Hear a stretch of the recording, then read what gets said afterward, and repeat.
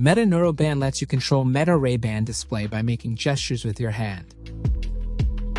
Meta Neuroband uses EMG technology to interpret signals created by your muscles, so you can control your glasses in a more intuitive way. For more information, you can watch our video, How to Use Meta Neuroband Gestures. In order to function properly, it's important that you wear Meta Neuroband correctly. Unlock the clasp and slide the band onto your writing hand. The line on the band faces you and the compute module is on the top of your wrist. Position is just past your wrist bone.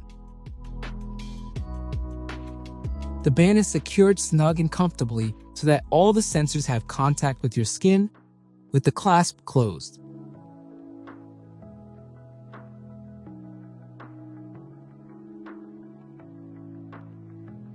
To remove Meta Neuroband, pull the magnetic end away and unlock the clasp. Hold the clasp with 2 fingers and slide it away from your wrist while gently pulling with your wrist in the other direction to loosen the band. For more videos and information about using Meta Ray Ban display and Meta Neuroband, visit the Getting Started Hub by scanning the QR code on the reference guide. You can also visit our Help Center to learn more or contact Meta Store support.